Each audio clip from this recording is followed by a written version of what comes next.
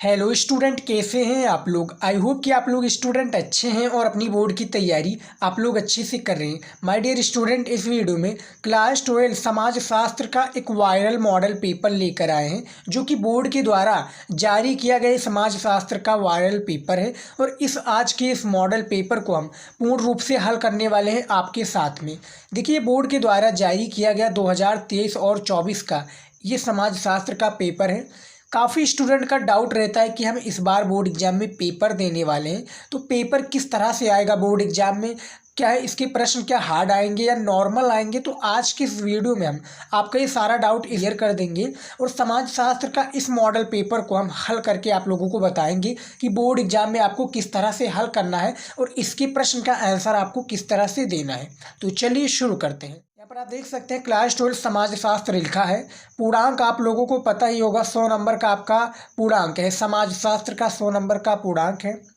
समय 3 घंटा 15 मिनट दिया जाता है आपको। क्या है, 3 घंटा पेपर को हल करने के लिए, 15 मिनट दिया जाता है पेपर को पढ़ने के लिए।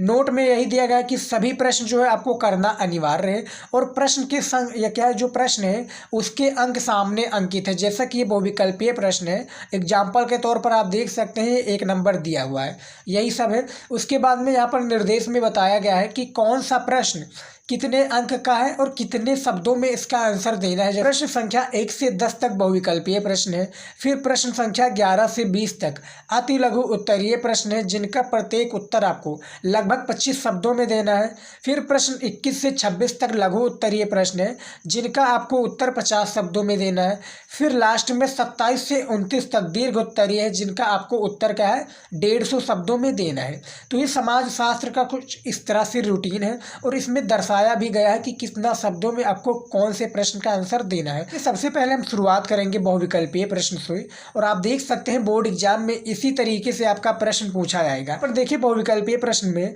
सबसे पहला प्रश्न क्या पूछा गया है, ये भी आपका 10 प्रश्न पूछे जाएंगे। 1-1 नंबर का प्रत्येक बहुविकल्पीय प्रश्न होगा। तो सबसे पहला प्रश्न पूछा गया है कि राष्ट्रवाद के जन्म का कारण है क्या है, जो राष्ट्रवाद है इसके जन्म का कारण क्या है। विकल्प में आप देख सकते हैं, का है उपनिवेशवाद, खा है जातिवाद, गा है आपका संप्रदायवाद या आधुनिकता। तो इसको हमने काफ़ी बार बताया है, यदि आप नहीं जानते तो इनमें से आपका जातिवाद हो जाएगा, जो कि राष्ट्रवाद का जन्म का कारण है। यदि आप लोग हमारे चैनल पर जुड़े हैं और अभी तक चैनल को सब्सक्राइब नहीं किया तो सब्सक्राइब कर लीजिए। हम ऐसे इंपॉर्टेंट वीडियो आप लोगों के लिए लाते रहते हैं। दूसरा प्रश्न देखिए, सन 2011 देखिए 2011 की जनगणना के आधार पर भारत की साक्षरता दर है कितनी है, ये आपको बताना है। इस मॉडल पेपर को हमने पहले काफ़ी बार हल कर दिया है, लेकिन ये इस बार जो है बोर्ड के द्वारा जारी किया गया कुछ अलग पेपर है, क्योंकि बोर्ड के द्वारा जब वायरल पेपर जारी होता है तो एक हमें आइडिया लग जाता है कि पेपर किस तरह से आएगा। सर, सारा जो प्रश्न होगा, यानी जो प्रश्न का रूटीन है, बहुविकल्पीय प्रश्न, अति लघु उत्तरीय प्रश्न, लघु और दीर्घ, सेम इसी तरीके से प्रश्न पूछा जाता है, जैसा कि आप बहुविकल्पीय में देख सकते हैं। तो इनमें से दूसरा जो प्रश्न है इसका आपका गा राइट आंसर हो जाएगा। 74 पॉइंट, यहाँ पर देखिए 74.04% हो जाएगा दूसरे प्रश्न का सही विकल्प। तीसरा प्रश्न देखिए, भारत में आयु वर्ग संरचना को कितने भागों में विभाजित किया गया है। तो यहाँ पर 3 हो जाएगा। एक हो जाएगा 0 क्या है 0-4 आयु वर्ग, फिर 15 से क्या है 59 आयु वर्ग, 60 से ऊपर आयु वर्ग की। तो यहाँ पर 3 भाग क्या है, आयु वर्ग संरचना को 3 भागों में बांटा गया है। चौथा प्रश्न देखिए, निम्न में से कौन सामाजिक संस्था का उदाहरण नहीं है। यानी इन चारों में से, जैसा कि समूह है, विवाह है, नातेदारी है या परिवार है, तो इनमें से जो सामाजिक क्या है संस्था का उदाहरण नहीं है, कौन नहीं है, तो नातेदारी हो जाएगा, यानी गा विकल्प राइट आंसर हो जाएगा, जो कि सामाजिक संस्था का एक उदाहरण नहीं है, नातेदारी। पांचवा प्रश्न देखिए, अन्यथा सक्षम वर्ग की विषमता एवं बहिष्कार के लिए जिम्मेदार है। कौन जिम्मेदार है, विकल्प में आप देख सकते हैं। बोर्ड एग्जाम में भी सेम आपका यही विकल्प दिया जाता है। बस आपको क्या है, इनमें से आपको एक प्रश्न, जो इसका प्रश्न का जो सही विकल्प है, यानी जो सही आंसर है आपको, जैसे कि ये प्रश्न दिया हुआ, इसका जो सही आंसर है आपको बोर्ड की कॉपी में इसका आंसर लिख देना है, ज़्यादा कुछ समय वेस्ट किए। तो जो पांचवा प्रश्न है इनमें से आपका जो सही विकल्प हो जाएगा, याद रखिएगा, का हो जाएगा सामाजिक व्यवस्था व दृष्टिकोण हो जाएगा 5 नंबर प्रश्न का सही विकल्प। उसके बाद में देखिए 6 नंबर प्रश्न, क्षेत्रवाद के प्रबल होने का कारण है, क्या कारण है? भाषाई प्रेम, असंतुलित आर्थिक विकास, या घ सामाजिक अन्याय और पिछड़ापन, या घ उपयुक्त सभी। तो क्षेत्रवाद के जो प्रबल होने का जो कारण है बेसिकली इनमें से आपका हो जाएगा उपयुक्त सभी, यानी भाषाई प्रेम भी हो जाएगा, सामाजिक अन्याय और पिछड़ापन भी हो जाएगा, और असंतुलित आर्थिक विकास जो हो जाएगा, ये क्षेत्रवाद के प्रबल होने का मुख्य कारण भी आप कह सकते हैं। 7वां प्रश्न देखिए, प्रभु जात की अवधारणा किसने दी है? यानी जो प्रभु जात की अवधारणा है या अवधारण किसने दिया है? तो इनमें से आप क्या है, विकल्प का जो है सही विकल्प है वो आपका एम.एन. श्रीनिवास है। क्या है? एम.एन. श्रीनिवास जी हो जाएंगे। प्रभु जात की अवधारणा इन्होंने ही दिया है। 8वां प्रश्न देखिए क्या है, भारतीय संविधान का 73वां संविधान संशोधन संबंधित है। जो भारतीय संविधान है इसका जो 73वां संविधान संशोधन है किस क्षेत्र से संबंधित है? विकल्प में आपका है का केंद्रीय शासन व्यवस्था, खा है राज्य शासन व्यवस्था, गा है आपका पंचायती राज व्यवस्था, या घा इनमें से नहीं। तो यहाँ पर आपका पंचायती राज व्यवस्था हो जाएगा 8 नंबर प्रश्न का गा सही विकल्प। उसके बाद में देखिए 9 नंबर प्रश्न, यहाँ पर आर्थिक वस्तुओं के उत्पादन एवं सेवाओं, जो आर्थिक वस्तुओं के उत्पादन एवं सेवाओं में अमानवीय शक्ति के अधिकाधिक प्रयोग से संबंधित जो प्रक्रिया है कौन से? देखिए जो 9 नंबर प्रश्न है इसका विकल्प यानी इसका आंसर हमें नहीं पता है, लेकिन इसका हमने रिसर्च किया तो काफ़ी गूगल पर भी काफ़ी रिसर्च किया तो इसका भी आंसर नहीं मिला। लेकिन हमारे हिसाब से जो राइट आंसर हो जाएगा 9 नंबर प्रश्न का वो खा हो जाएगा, यानी औद्योगिकरण हो जाएगा, जो कि सही विकल्प हो जाएगा। आपके हिसाब से इसका राइट आंसर क्या होता है कमेंट में ज़रूर बताइएगा। 10 नंबर प्रश्न देखिए, सामाजिक आंदोलन की विशेषता है। देखिए एक मॉडल पेपर को हल करने में क्या है आपका 20 से 30 नंबर कंफर्म हो जाता है, एक आपको आइडिया भी लग जाता है और आपको एक क्या है अनुभव इस तरह से हो जाता है कि पेपर जो हमें हल करना है वो इसी तरीके से हल करना है, क्योंकि जो पेपर है वो ज़्यादा क्या है ना हार्ड पूछा जाता है, ज़्यादा नॉर्मल नहीं, ये मीडियम में होता है ना। आपका ज़्यादा हार्ड पेपर पूछा जाएगा बोर्ड में, ना ज़्यादा नॉर्मल पूछा जाएगा। ये क्या होगा आपका मीडियम होगा, जिनमें आपको क्या है दोनों प्रश्न का सामना करना पड़ेगा। अब ज़्यादा क्या है इसमें हमने काफ़ी प्रश्नों का आंसर दे दिया है और मैं तैयारी भी करा रहा हूँ क्या है खासकर समाज शास्त्र के सब्जेक्ट की, सोशियोलॉजी की। तो आप लोगों ने चैनल को हमारे सब्सक्राइब नहीं किया है तो सब्सक्राइब कर लीजिए। हम यहाँ पर पूर्ण रूप से हर एक सब्जेक्ट जो आर्ट्स की स्टूडेंट हैं उनकी पूर्ण रूप से तैयारी करा रहे हैं इस चैनल पर, तो अभी चैनल को सब्सक्राइब कर लीजिए। और 10 नंबर जो प्रश्न है सामाजिक क्या है आंदोलन की जो विशेषता है इनमें से आपका घा हो जाएगा, ये संगठित होते हैं। तो यहाँ पर जो हमारा 10 बहुविकल्पीय प्रश्न था इसको हमने बता दिया है, यहाँ पर आपका 10 नंबर कंफर्म हो जाएगा। ये आपका बहुविकल्पीय प्रश्न पूछा जाता है। अब जो आपका आ जाता है अति लघु उत्तरीय प्रश्न, ये आपका ये आपका है अति लघु उत्तरीय प्रश्न है, ये आपका एक प्रश्न 3 नंबर का बोर्ड एग्जाम में पूछा जाता है और ये भी 10 प्रश्न पूछा जाता है, जैसे कि आप देख सकते हैं। अब यहाँ पर जैसे कि हमने आपको शुरुआत में बताया था कि इस मॉडल पेपर को मैं आपको सॉल्यूशन के साथ में बताने वाला हूँ, तो मैं आपको एक एक आंसर दूंगा अति लघु उत्तरीय प्रश्न का। तो यहाँ पर देखिए जो 11 नंबर प्रश्न पूछा गया है कि उपनिवेशवाद क्या है। जो आपका उपनिवेशवाद है ये क्या है, इसका आपको परिभाषा देना है। तो देखिए इसका परिभाषा भी हमने लेकर आया हूँ आपके लिए खासकर। देखिए उपनिवेशवाद क्या है इसका परिभाषा देखिए, बोर्ड एग्जाम में जब आपका ये प्रश्न आ जाए तो आपको इसी तरीके से लिखना है 3 नंबर के लिए। देखिए किसी एक भौगोलिक क्षेत्र के लोगों द्वारा किसी दूसरे भौगोलिक क्षेत्र में उपनिवेश ब्रैकेट में कॉलोनी स्थापित करना और क्या है स्थापित करना और ये मान्यता रखना कि ये एक अच्छा काम है, उपनिवेशवाद कहलाता है। अब देखिए बेसिकली जो हमें समाज शास्त्र के रूप में भी समझना पड़ेगा उपनिवेशवाद किस तरह से कहते हैं। यदि आप उपनिवेशवाद का परिभाषा जानते हैं तो आप अपने शब्दों में भी दे सकते हैं। उसके बाद में देखिए 12 नंबर प्रश्न, लिंगानुपात को स्पष्ट कीजिए। देखिए जो अति लघु उत्तरीय प्रश्न है इसका आपको एक प्रश्न का शब्द सीमा है 25 शब्द। अब देखिए 25 क्या है 25 वर्ड में आपको इसका आंसर देना है। अब ये नहीं कि आप क्या है ये नहीं कि आप इसका प्रश्न का जो आंसर है 25 शब्दों से आप नीचे जी, ऊपर जा सकता है लेकिन नीचे मत आने देना है। तो यहाँ पर देख सकते हो उपनिवेशवाद क्या है, इसका आंसर हमने दे दिया। लिंगानुपात को स्पष्ट कीजिए, तो इसका भी हमने परिभाषा आपको दे देता हूँ। देखिए, जनसंख्या में स्त्री और पुरुषों की अनुपात को लिंग अनुपात कहा जाता है। देखिए, मैं समझ सकता हूँ किस तरह से है, आपको मैं समझाऊंगा भी। और मैं आपको बता दूं, जो क्लास 12 सोशियोलॉजी के स्टूडेंट हैं, इसमें उनको पूर्ण रूप से हमने समझा दिया है कि लिंग अनुपात को कैसे मापा जाता है। देखिए, लिंग अनुपात को इस सूत्र से मापा जाता है।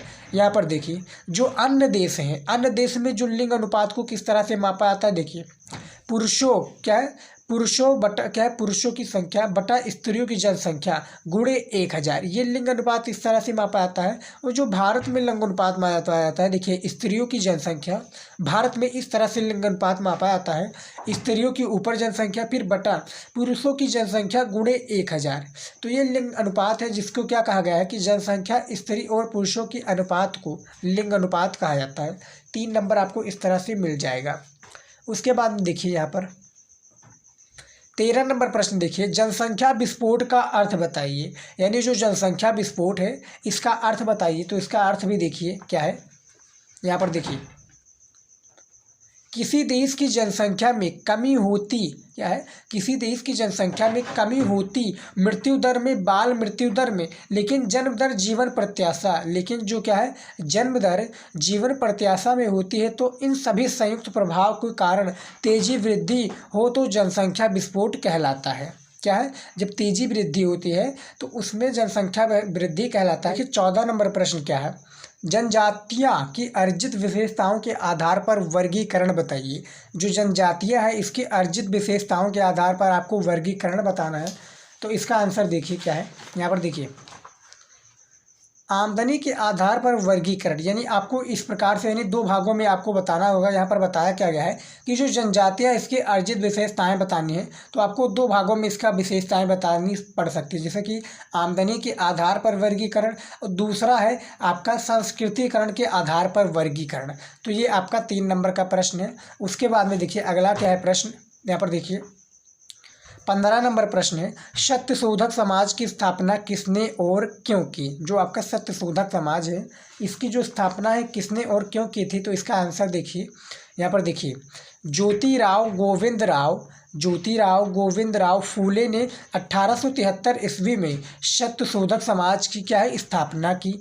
और ये संगठन निम्न जाति के लोगों के, क्या है, निम्न जाति के जो लोगों हैं, इनके मानवाधिकार और सामाजिक न्याय की प्राप्ति के लिए समर्पित था। फूले ने जाति व्यवस्था के अन्याय की, क्या है, जो फूले हैं, जाति व्यवस्था की अन्याय की, भर्तृसना की और छुआछूत के नियमों की क्या है, घोर निंदा की। कौन, ज्योतिराव गोविंदराव ने।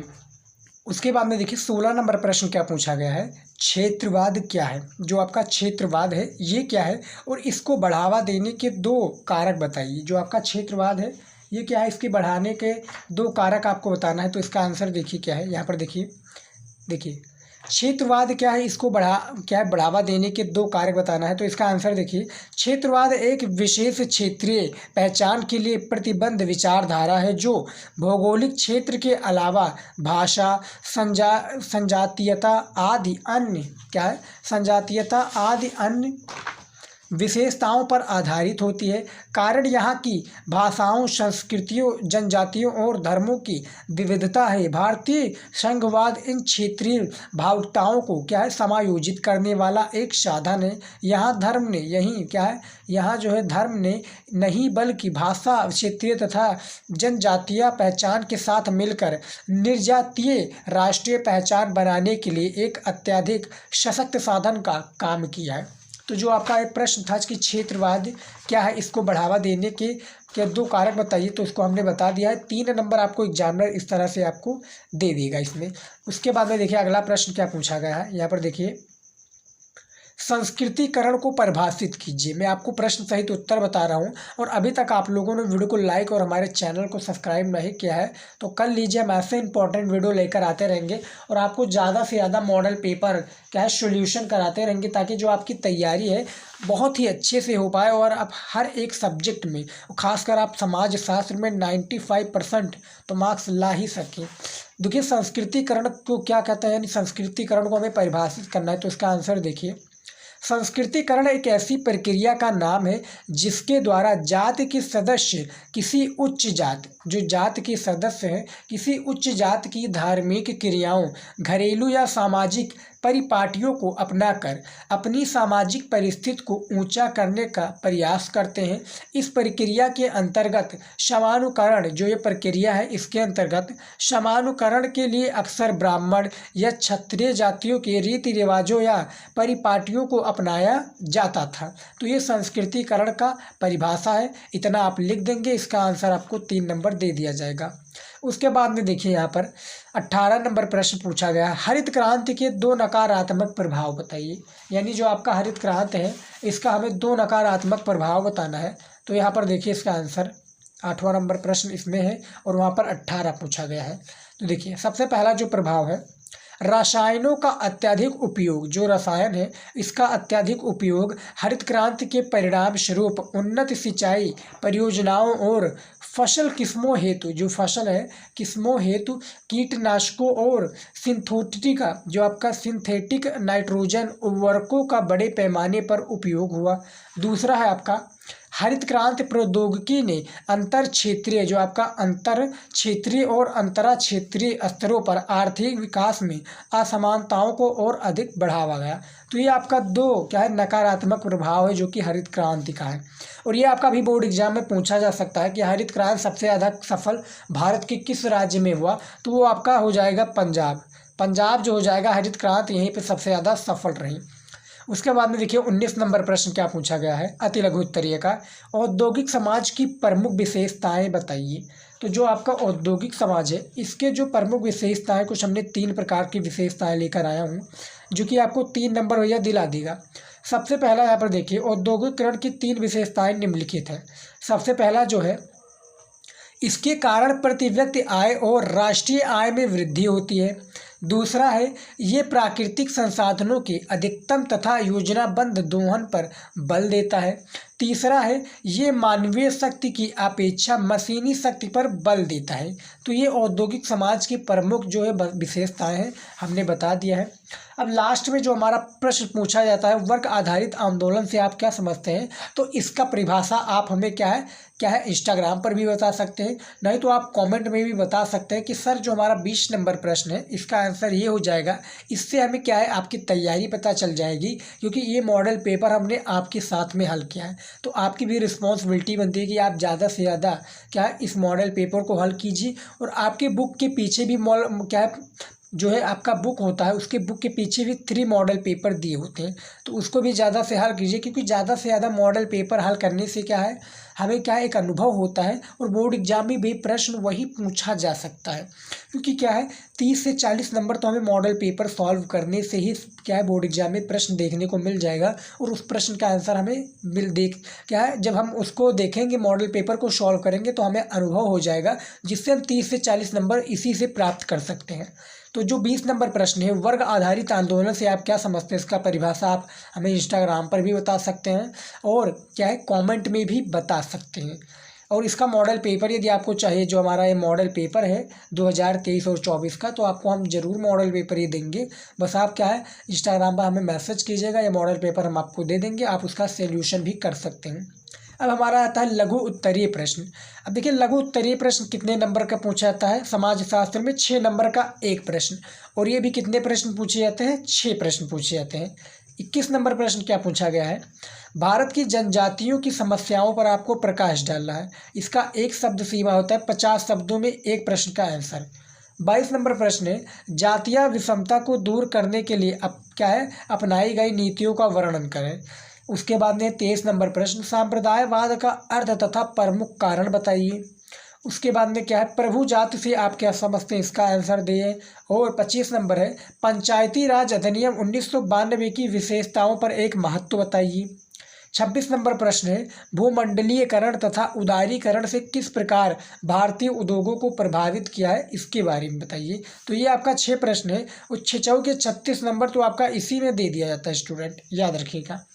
अब हमारा आता है दीर्घ उत्तरीय प्रश्न, जो कि दीर्घ उत्तरीय प्रश्न बेसिकली कितने पूछे जाते हैं, याद रखिएगा, ये शायद 3 प्रश्न पूछे जाते हैं। और 3 प्रश्न में क्या है, यहाँ पर आप देख सकते हैं 8 नंबर का एक प्रश्न है, तो 8 8 16 अतिरिक्त 24, यानी 3 प्रश्न पूछे जाते हैं। 24 नंबर यहाँ पर मिल जाता है, 36 नंबर यहाँ पर। तो 24 36 कितने हो गए आपके स्टूडेंट, बताइए। 24 और 36 कितने हो गए, यहाँ पर हमें बताइए यदि आपको पता है। देखिए आपका 3 नंबर से वहाँ हो जाता है, तो 30 देखिए 24 36 कितने हो गए, तो 24 और 36 यहाँ पर देखिए 30 और 4, इसमें कितने हो गए 40 और 60 हो गए, इसमें 36 और 24 में 60, वहाँ पर 30 नंबर, इसमें 3 दर्जन 30 और 10, यहाँ पर देख सकते हैं 0। उसके बाद में देखिए 6 3 9 1 10, यहाँ पर देखिए 100 नंबर का पूर्णांक हमारा कंप्लीट हो जाता है। तो दीर्घ उत्तरीय प्रश्न में देखिए 8 नंबर का एक प्रश्न है। 27 नंबर प्रश्न पूछा गया है कि परियोजना कार्य का आयोजन ब्रैकेट में चरण स्पष्ट समझाइए। तो इसका आपको साथ सीमा जो है 150 शब्दों में एक प्रश्न का इसका आंसर देना है। और यहाँ पर अथवा लगकर पूछा गया, जैसा कि आपको ऊपर वाला नहीं पसंद में आता है तो सामाजिक शोध की सर्वेक्षण पद्धति की विवेचना कीजिए, इसका भी आंसर आप दे सकते हैं। फिर 28 नंबर प्रश्न है, भूमि सुधार के परिणामों की विवेचना कीजिए, इसमें भी अथवा लगा पूछा गया है। अब देखिए यहाँ पर वो नहीं पसंद आता तो इसको कर सकते हैं कि स्वतंत्रता के बाद भारत के ग्रामीण समाज में परिवर्तन को स्पष्ट कीजिए। 8 नंबर का ये प्रश्न पूछा गया है कि महिलाओं के आंदोलन की समीक्षा कीजिए। जो महिलाओं के आंदोलन है आपको पूर्ण रूप से इनकी समीक्षा करना है। ये भी नहीं पसंद आता है स्टूडेंट तो सामाजिक आंदोलनों को परिभाषित करते हुए इसके प्रकारों की चर्चा कीजिए। तो ये सारे आप प्रश्न कर लीजिएगा क्योंकि काफ़ी इंपॉर्टेंट है। और इस वीडियो में आप लोगों को पता होगा हम एक सीरीज चला रहे हैं जिसमें जो है बोर्ड के द्वारा जितने भी मॉडल पेपर क्लास 12 आर्ट्स के स्टूडेंट के लिए जारी किया गया है उसको हम पूर्ण रूप से सोल्यूशन करा रहे हैं।